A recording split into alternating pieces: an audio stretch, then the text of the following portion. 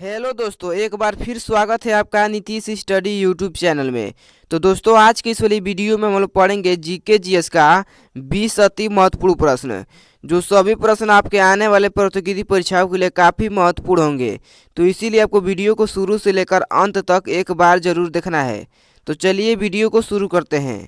तो पहला प्रश्न है, श्वेत क्रांति का संबंध किस क्षेत्र से है? श्वेत क्रांति का संबंध किस क्षेत्र से है? तो आपको यह रखना है कि दूध से। ठीक है, श्वेत क्रांति का संबंध दूध से है। तो पहला प्रश्न का सही जवाब हो जाएगा ऑप्शन नंबर ए। चलिए अगला सवाल देखते हैं। अगला प्रश्न है, इंद्रधनुष में सबसे बाहर की ओर कौन सा रंग होता है?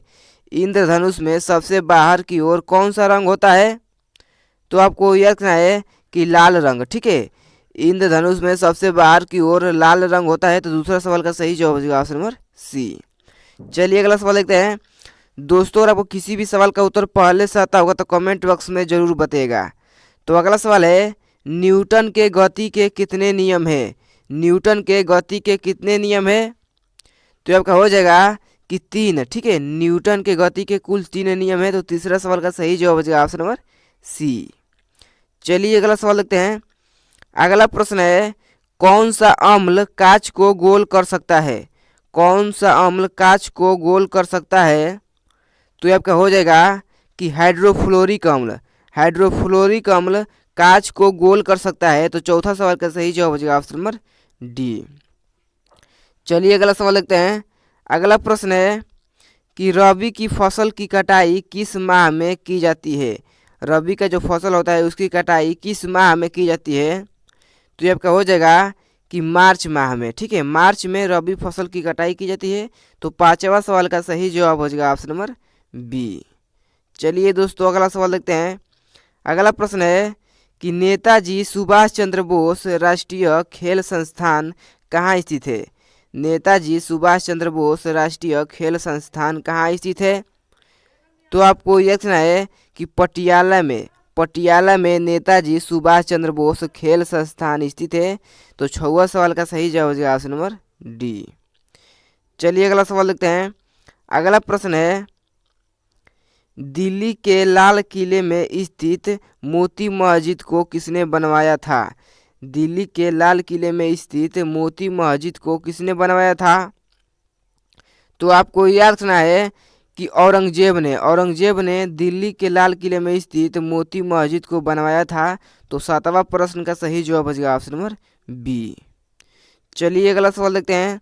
अगला प्रश्न है, सतलज, चिनाब और रावी किसकी सहायक नदियां है? सतलज, चिनाब और रावी किसकी सहायक नदियां है? तो ये आपका हो जाएगा कि सिंधु नदी की। ठीक है, सिंधु की सतलज, चिनाब और रावी सहायक नदियां है। तो 8वां सवाल का सही जवाब हो जाएगा ऑप्शन नंबर सी। चलिए दोस्तों अगला सवाल देखते हैं। दोस्तों, अगर आपको वीडियो अच्छी लगी है तो वीडियो को लाइक करिएगा। अगर हमारे चैनल पर नए हैं तो चैनल को भी सब्सक्राइब कर दीजिएगा। तो अगला सवाल है, भारत के महान्यवादी की नियुक्ति कौन करता है? भारत के महान्यवादी की नियुक्ति कौन करता है? तो आपको याद रखना है कि राष्ट्रपति भारत के महान्यवादी की नियुक्ति करता है। तो 9वां प्रश्न का सही जवाब हो जाएगा ऑप्शन नंबर डी। चलिए दोस्तों अगला सवाल देखते हैं। अगला सवाल है, किस शहर को नवाबों का शहर कहा जाता है? किस शहर को नवाबों का शहर कहा जाता है? तो आपको याद रखना है कि लखनऊ को नवाबों का शहर कहा जाता है। तो 10वां प्रश्न का सही जवाब हो जाएगा ऑप्शन नंबर डी। चलिए अगला सवाल देखते हैं। अगला प्रश्न है कि संतरे किसके प्रबल स्रोत हैं? संतरे किसके प्रबल स्रोत है? तो ये आपका हो जाएगा कि विटामिन के। संतरे जो है वो विटामिन के प्रबल स्रोत है। तो 11वां प्रश्न का सही जवाब हो जाएगा ऑप्शन नंबर डी। चलिए दोस्तों अगला सवाल देखते हैं। दोस्तों, इस वीडियो में जो भी प्रश्न देख रहे हैं सभी प्रश्न सिलेक्टेड है, इसीलिए आपको वीडियो को पूरा ध्यान से देखना है और एक बार शुरू से लेकर अंत तक जरूर देखना है। तो अगला सवाल है, बिहार में कुल कितने प्रमंडल हैं?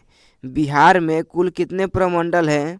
तो आपको याद रखना है कि 9। ठीक है, बिहार में कुल 9 प्रमंडल है। तो 12वां सवाल का सही जवाब हो जाएगा ऑप्शन नंबर बी। चलिए अगला सवाल देखते हैं। अगला प्रश्न है, भारत में प्रथम सत्याग्रह गांधी जी ने कहाँ से शुरू किया था? भारत में प्रथम सत्याग्रह गांधी जी ने कहाँ से शुरू किया था? तो ये आपका हो जाएगा कि चंपारण से भारत में गांधी जी ने प्रथम सत्याग्रह शुरू किया था। तो 13वां सवाल का सही जवाब हो जाएगा ऑप्शन नंबर बी। चलिए अगला सवाल देखते हैं।